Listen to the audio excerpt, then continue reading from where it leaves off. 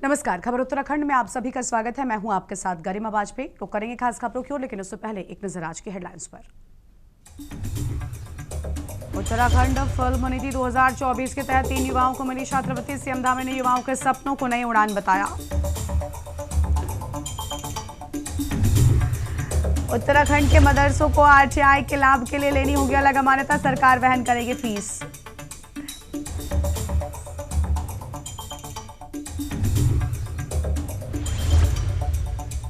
SIR के लिए अब मैदान में उतरेंगे उत्तराखंड में मंडलायुक्त। मुख्य निर्वाचन अधिकारी ने की समीक्षा बैठक।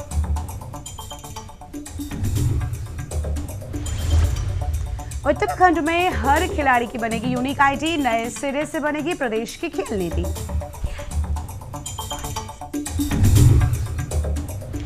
उत्तराखंड कांग्रेस में अनुशासनहीनता पर कार्रवाई। 3 नेताओं को नोटिस और महिला इकाई भंग।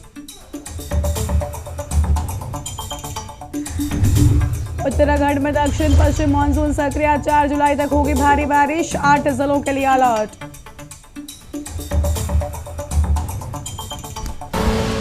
आप देख रहे हैं के न्यूज, खबरों का सारथी।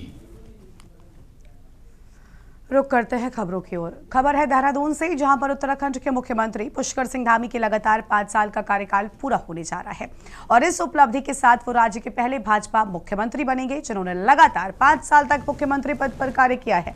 इसे लेकर भाजपा संगठन और सरकार में उत्साह का माहौल है। तो वहीं कांग्रेस ने धामी सरकार के 5 साल के कार्यकाल को लेकर तीखा हमला बोला है। कांग्रेस की वरिष्ठ प्रवक्ता डॉक्टर प्रतिमा सिंह ने सरकार के विकास कार्यों को नील बटे सन्नाटा करार देते हुए कहा, पिछले 9.5 सालों में प्रदेश की स्थिति क्या हुई है ये जनता अच्छी तरह से जानती है।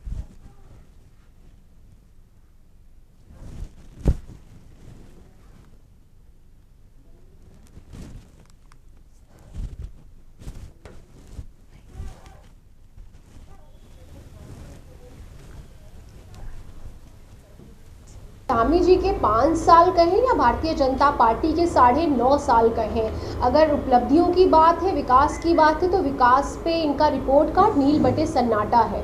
और जिस तरीके से 9.5 सालों में प्रदेश को गर्त की राह में डालने का कार्य किया है, ये कांग्रेस के साथ साथ अब भारतीय जनता पार्टी के खुद के नेता भी कह रहे हैं। अजीत अजय जी ने खुद कहा कि धामी राज में प्रदेश को गर्त में ले जाने का कार्य किया गया और दुख ये है कि हम उसको मूक दर्शक बन के देखते रहे। विधानसभा चुनाव से पहले भाजपा ने टिकट दावेदारी को लेकर सख्त रुख अपनाया है। भाजपा प्रदेश अध्यक्ष ने कार्यकर्ताओं को मीडिया और सोशल मीडिया पर दावेदारी करने पर कार्रवाई की चेतावनी दी है। भाजपा के अनुसार दावेदारी केवल निर्धारित समय, मंच और प्रक्रिया से ही पेश की जाए। भाजपा विधायक विनोद चमोली ने प्रदेश अध्यक्ष के कदम का समर्थन किया। उन्होंने कहा, ज्यादा दावेदारी क्षेत्र में मजबूत नेतृत्व का संकेत है और ये स्वस्थ परंपरा है, लेकिन अनुशासन की सीमा समझना बहुत जरूरी है।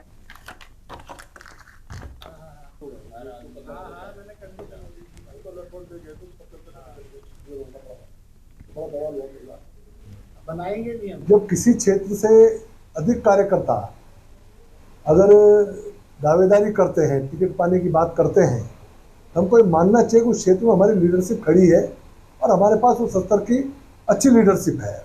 उसको मैं बड़े स्वस्थ परंपरा के तौर पे देखता हूँ। लेकिन दावेदारी करते समय हमको अनुशासन की सीमाओं को भी समझना पड़ेगा कि हम वहाँ पर अगर कोई सिटिंग विधायक हैं, अगर उनके कामों पर प्रश्न चिन्ह खड़ा करते हैं, सरकार द्वारा जो काम किए जा रहे हैं उन पर कोई प्रश्न चिन्ह खड़ा करते हैं, तो कल जब हम चुनाव मैदान में जाकर यही वो लोग होते हैं जो चुनाव लड़ाते हैं, चुनाव में जनता के बीच में जाकर वोट मांगते हैं। प्रदेश में मानसून ने दस्तक दे दी है, जिसको लेकर जिला प्रशासन अलर्ट मोड पर आ गया है। जिलाधिकारी डॉक्टर आशीष चौहान ने अधिकारियों को साफ कहा कि मानसून में किसी भी तरह की लापरवाही बर्दाश्त नहीं की जाएगी और जन सुरक्षा सर्वोच्च प्राथमिकता है। उन्होंने आपदा कंट्रोल रूम का निरीक्षण कर 24 घंटे 7 दिन सक्रिय रहने के निर्देश भी दिए हैं। वीडियो कॉन्फ्रेंसिंग से हुई समीक्षा बैठक में डीएम ने सभी विभागों को हाई अलर्ट पर रहने को कहा है। सड़कों के गड्ढे तत्काल भरने, जल भराव रोकने और लापरवाही पर कठोर कार्रवाई की चेतावनी दी। 1 जुलाई से 30 सितंबर तक नदियों में खनन पूर्ण प्रतिबंधित रहेगा। अवैध परिवहन पर वाहन सीज होंगे। साथ ही नदी किनारे पर्यटन स्थलों पर वार्निंग सायरन और सीसीटीवी लगाने के निर्देश भी दे दिए गए हैं।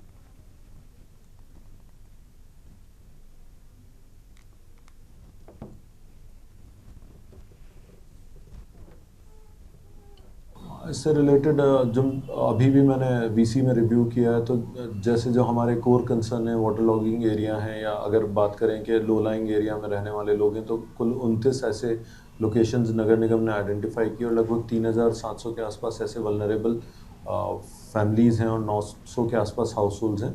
तो इन टोटल उसको हम लोग क्लोजली मॉनिटर कर रहे हैं। और जैसे पर्यटन स्थल हैं, वहाँ पे मेरे द्वारा सीसीटीवी कैमरास या पीटीजेड कैमरास के माध्यम से पास की चौकी पे उसका फीड रहेगा।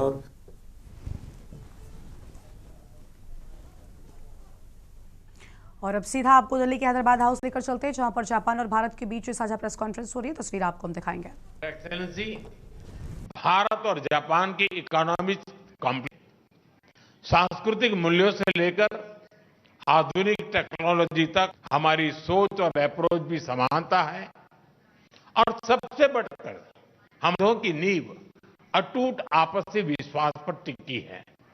मुझे पूरा विश्वास है कि हमारी यह विशेष साझेदारी सशक्त और समृद्ध जापान, विकसित भारत के हमारे संकल्प और विश्व की प्रगति को नई ऊंचाई तक ले जाएगी। एक सशक्त और समृद्ध जापान आपका विजन, विकसित भारत का हमारा संकल्प पूरे विश्व की प्रगति को मिलकर साकार करे। मैं फिर से एक बार आपका हृदय से बहुत बहुत स्वागत करता हूं। आपका बहुत बहुत धन्यवाद। अरिगतो गोजाइमास।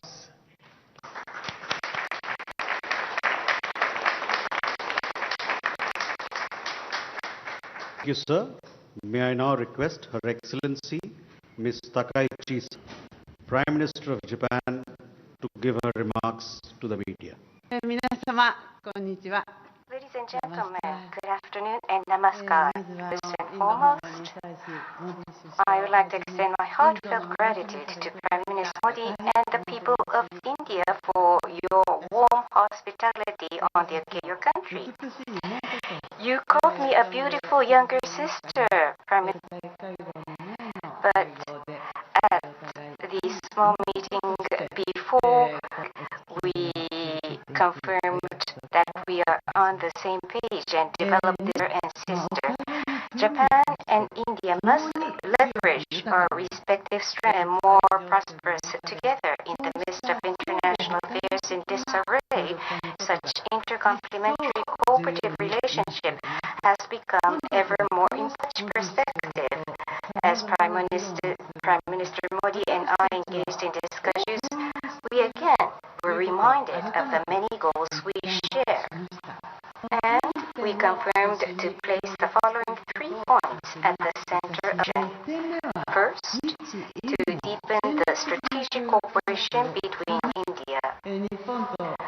Our two countries share the vision on the national order we should establish under the current international situation.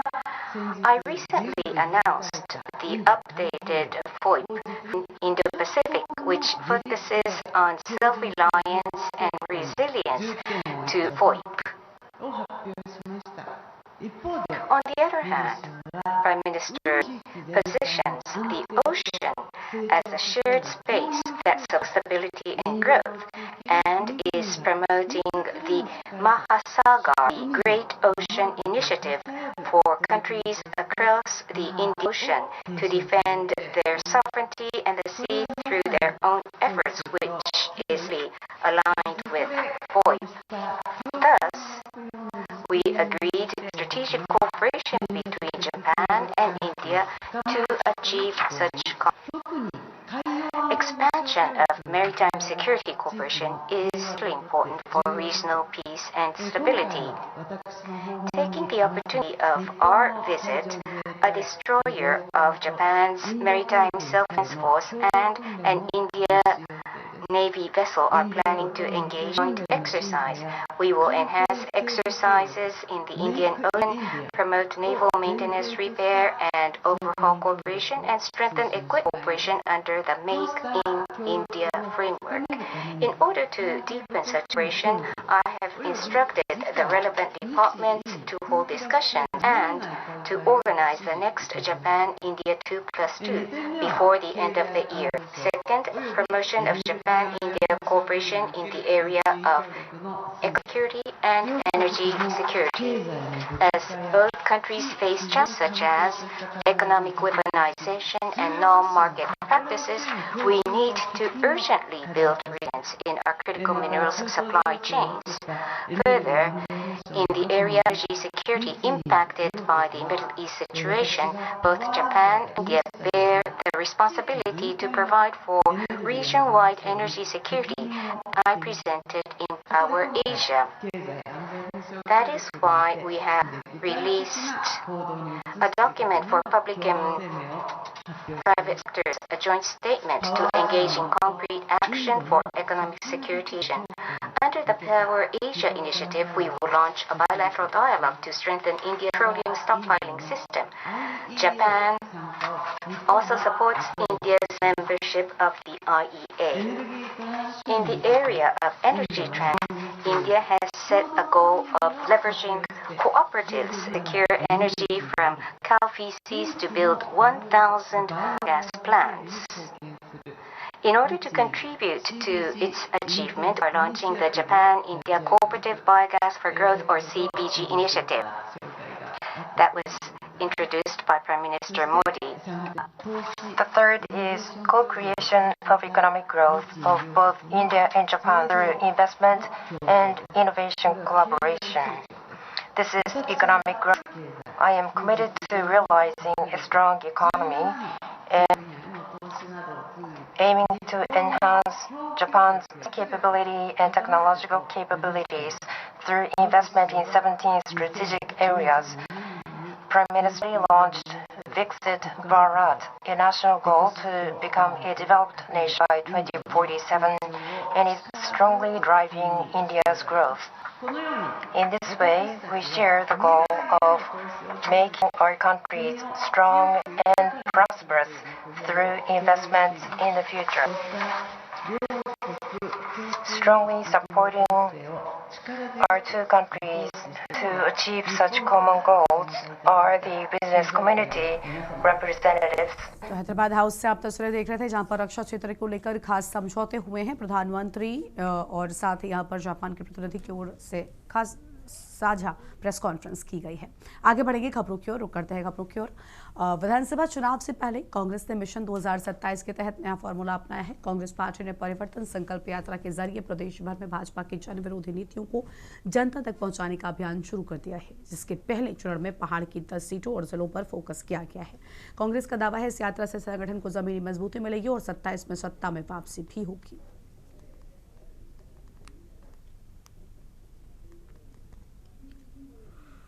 मुझे ऐसा लगता है कि कांग्रेस को पहले अपने अंदर परिवर्तन लाने की आवश्यकता है। अगर वो अपने अंदर परिवर्तन लाएगी, पहले उसको अपने अंदर झांकने की आवश्यकता है कि वो पूरे देश से विलुप्त होने वाली पार्टी में हो गई है। हमारे प्रदेश में तो परिवर्तन क्या लाएगी, पहले वो अपने अंदर झांक करके देखें कि उनको कहाँ अपने अंदर अपनी चीज़ें ठीक करनी चाहिए। प्रदेश में बहुत अच्छा काम हो रखा है। 10 साल से हम यहाँ सरकार में हैं और निश्चित रूप से एक बार और हम अब भारतीय जनता पार्टी की सरकार इस प्रदेश में बनाएंगे। उनकी इस यात्रा से हमें कोई अंतर और फर्क नहीं पड़ने। हरिद्वार में मॉनसून ने रफ्तार पकड़ ली है। सुबह से हो रही झमाझम बारिश ने मौसम का मिजाज पूरी तरीके से बदल दिया है। बारिश से कई दिनों से पड़ रही भीषण गर्मी से लोगों को जरूर राहत मिली है। तापमान में भी गिरावट दर्ज की गई है। घने बादल छाए हुए हैं। शहर के कई इलाकों में लगातार बूंदाबांदी का सिलसिला जारी है।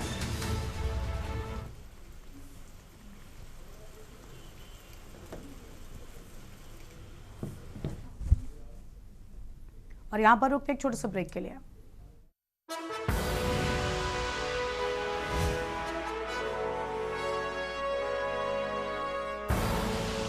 आप देख रहे हैं के न्यूज़ खबरों। ब्रेक के बाद आप सभी का स्वागत है।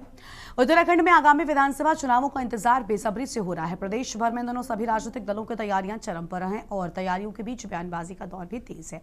बड़े बड़े आयोजन लगातार हो रहे हैं। राज्य में अब तक हर चुनाव में मुख्य मुकाबला भाजपा और कांग्रेस के बीच ही देखने को मिला। वहीं लगातार 9 साल से अधिक समय से प्रदेश की सत्ता में काबिज भाजपा के लिए हमेशा हिंदुत्व और सनातन का मुद्दा सर्वोपरि रहा है। लेकिन आगामी 2027 के विधानसभा चुनाव से ठीक पहले राज्य का राजनीतिक माहौल तेजी से बदलता दिखाई दे रहा है। रिपोर्ट देखिए। आगामी 2027 की जीत के लिए हर राजनीतिक दल एड़ी चोटी का जोर लगाता हुआ नजर आ रहा है। एक तरफ प्रदेश में मुख्य विपक्षी दल कांग्रेस भाजपा सरकार को घेरने के लिए परिवर्तन संकल्प यात्रा से आम जनता के बीच जोड़ने का प्रयास कर रही है, तो वहीं भाजपा भी हर समय चुनावी मूड में रहने वाली इस बार भी प्रचंड जीत का लक्ष्य लेकर चल रही है। साथ ही तीसरे मोर्चे की तरफ देखने वाली बात है तो यूकेडी इस बार खासतौर से पर्वतीय क्षेत्रों में अपनी अहम भूमिका आम जनता के मुद्दों को लेकर बनाने में जुटी है। सवाल यही है कि हर कोई अपनी प्रचंड जीत का दावा पूरे गर्व से करता नजर आ रहा है। तो जानकारों की माने तो त्रिकोणीय इस बार का चुनावी दंगल बेहद दिलचस्प होने वाला है। फिर विजन तो करीब 1.5 साल पहले शुरू कर दिया और मैं समझता हूं कि मैं बधाई देना चाहता हूं तमाम अपने पदाधिकारियों को, कार्यकर्ताओं को कि 1.5 साल पहले जो है चुनाव के बिगुल उत्तराखंड क्रांति दल क्षेत्र में बजा दिया और जिस तरह जनता का समर्थन उत्तराखंड क्रांति दल को मिल रहा है, ये अपने आप में एक शुभ संकेत है इस राज्य के लिए भी और इस दल के लिए। आज जिस तरह से आम जनमानस उत्तराखंड क्रांति दल के साथ लामबंद हो रहा है, उत्तराखंड क्रांति दल के झंडे के नीचे, उस झंडे के नीचे जिस झंडे ने इस राज्य का निर्माण किया, उसके नीचे सब लामबंद हो रहे हैं। अरे शुभ संकेत। कहाँ से कौन सा छक्का मार दिया सर, फ्रंट फुट में आगे कौन सा ऐसा तगड़ा धुआंधार बैटिंग कर दी। अरे भैया चुनाव तो 27 में होगा ना, तब पता लगेगा कि फ्रंट फुट में या बैक फुट में या हिट विकेट है। कहाँ है यहाँ पर भैया? 2 ही पार्टी है। भारतीय जनता पार्टी का राज है 9.5 साल से और उसका मुकाबला केवल कांग्रेस कर रही है। अब बयान देने के लिए तो बयान सब लोगों को भाई आजादी है बयान देने के लिए, लेकिन मैं समझता हूँ कि आप जब चुनाव आएगा तब देखेंगे कि राज्य में असली लड़ाई भाजपा और कांग्रेस की है और भारतीय जनता पार्टी को अपदस्थ करने में, उनको सत्ता से हटा करके राज करने के लिए अगर कोई पार्टी सक्षम है तो कांग्रेस पार्टी। किसके चैनल पर फ्रंट फुट पर आ रहा है? कोई फ्रूट नहीं है, कहीं दिखता नहीं है। भारतीय जनता पार्टी किसी को भी अपने मुकाबले में हम मानते नहीं है। भारतीय जनता पार्टी विधानसभा चुनाव को लेकर पूरी तरह कटिबद्ध है। हमने अपनी टीम लगा दी है, हमारे कार्यकर्ता बूथ स्तर से लेकर और पूरा तंत्र हमारा चुनाव के लिए तैयार हो चुका है। सर देखिए 10 साल के भारतीय जनता पार्टी के शासन में लगातार ये आवाज़ उठती रही कि भारतीय जनता पार्टी राज्य के बाहर के लोगों को, अन्य राज्य के लोगों को उत्तराखंड में सपोर्ट कर रही है। बड़े ठेकों से लेकर के तमाम बड़े कार्यों में उनकी भूमिका दिखाई दे रही है, चाहे खनन के हों या आबकारी के हों या सड़कों से जुड़े हुए। स्थानीय मुद्दों को लेकर के दोनों राष्ट्रीय दल एक दूसरे पर सवाल करने से थोड़ा बचते दिखाई। और यूकेडी जो यहाँ का क्षेत्रीय दल है, यूकेडी पिछले कुछ समय से स्थानीय मुद्दों को लेकर के बहुत ज़्यादा एक्टिव दिखाई दे रही है और एग्रेसिव भी दिखाई दे रही है। कुल मिलाकर 2027 के विधानसभा चुनाव से पहले उत्तराखंड की सियासत में बड़ा बदलाव साफ दिख रहा है। अब तक भाजपा कांग्रेस की सीधी टक्कर वाले प्रदेश में इस बार यूकेडी स्थानीयता के मुद्दे पर आक्रामक है। बाहरी लोगों की हुड़दंग और कानून व्यवस्था से जुड़ी घटनाओं ने क्षेत्रीय भावनाओं को हवा दी है। यूकेडी इससे मिशन 2027 के लिए सबसे बड़ा हथियार बना रही है। राज्य गठन का श्रेय लेने वाली पार्टी खुद को फिर से उत्तराखंड की असली आवाज बता रही है। हालांकि भाजपा हिंदुत्व और विकास के दम पर हैट्रिक का दावा कर रही है, तो वहीं कांग्रेस भी वापसी को लेकर आश्वस्त है। लेकिन जमीनी माहौल बता रहा है कि इस बार मुलाकात त्रिकोणीय हो सकती है। राजनीतिक गलियारों में चर्चा है कि अगर यूकेडी ने स्थानीयता का यह मुद्दा अंत तक संभाले रखा तो चुनावी समीकरण पूरी तरीके से बदल सकते हैं। लेकिन फिलहाल सभी दल अपनी रणनीति को उधार देने में जुटे हैं। Uttarakhand desk report.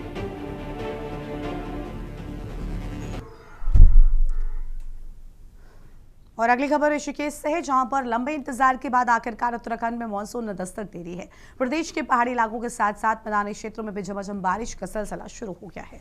तीर्थ नगरी ऋषिकेश में बुधवार को हुई बारिश से मौसम पूरी तरीके से सुहाना हो गया। कई दिनों से उमस भरी गर्मी और तेज धूप से परेशान लोगों को मानसून की बारिश अच्छी लगी और लोगों को भीषण गर्मी से राहत मिली है। ठंडी हवाएं चलने से तापमान में भी गिरावट दर्ज की गई है।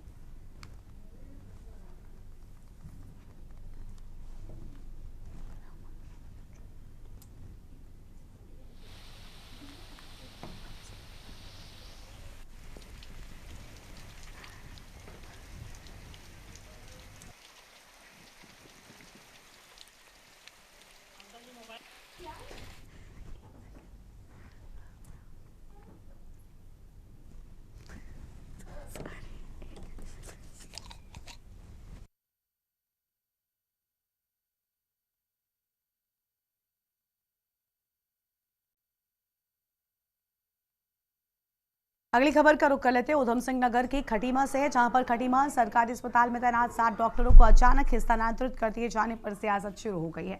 विपक्ष ने सरकार के इस फैसले पर सवाल उठाते हुए दावा किया कि मरीजों की परेशानी बढ़ गई है। कांग्रेस विधायक गोपाल सिंह राणा ने कहा कि यहां अस्पताल में पहले ही डॉक्टरों की कमी थी, अब एक साथ 7 डॉक्टर्स का तबादला होने के बाद मरीजों की मुश्किलें और अधिक बढ़ जाएंगी।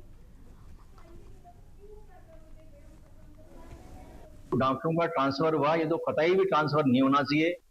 इस समय जो है ये जो काल चल रहा है, गर्मी और बरसात दोनों मद्देनजर हैं, तो इसमें बीमारियां ज्यादा होती हैं। इस समय तो डॉक्टरों को एक्स्ट्रा यहाँ पर बुला करके जो है यहाँ पर इलाज होना चाहिए था। ये जो है वीआईपी एरिया है, हमारे माननीय मुख्यमंत्री जी का जो है गृह क्षेत्र है ये, तो इस क्षेत्र में तो जो है कोई ऐसी कमियां होनी नहीं चाहिए, डॉक्टरों की कमियां नहीं होनी चाहिए, स्वास्थ्य सेवाएं जो है यहाँ पर बहाल होनी चाहिए। तो बड़ी दिक्कत है। मैं कहना चाहूंगा कि एक तो करेला, दूसरा नीम चढ़ा कि माननीय मुख्यमंत्री जी का शहर है और 2 बार वो विधायक रह चुके हैं और आज माननीय मुख्यमंत्री खटीमा शहर से हैं। तो खटीमा शहर का ये हाल है तो बाकी प्रदेश का क्या आप जानते हैं, सब स्वास्थ्य के क्षेत्र में क्या हाल है यहाँ पर। जबकि डॉक्टर मानिक के अनुसार मैंने कई बार विधानसभा में मामला उठाया। नागरिक चिकित्सालय जो है बॉर्डर एरिया खटीमा का है, यहाँ दूरस्थ इलाके से मरीज आता है। यहाँ पहले से 15-16 डॉक्टर पहले से कम थे, 13 डॉक्टर वर्तमान में काम कर रहे हैं। उसमें भी अब सुनने में आया है कि 7 डॉक्टर लोगों का जो है ट्रांसफ़र किया जा रहा है। हम चाहते हैं कि पहले डॉक्टर लोगों की तैनाती हो जाए, बाद में ट्रांसफ़र हो, तब तक इनके ट्रांसफ़र रोके जाए। और यहाँ पे जो मरीज आते हैं डॉक्टरों की कमी होने की वजह से उन्हें रेफर बाहर कर दिया जाता है। इस बुलेटिन में इतना ही। तमाम बड़ी खबरों के लिए आप देखते रहिए न्यूज़ इंडिया। नमस्कार।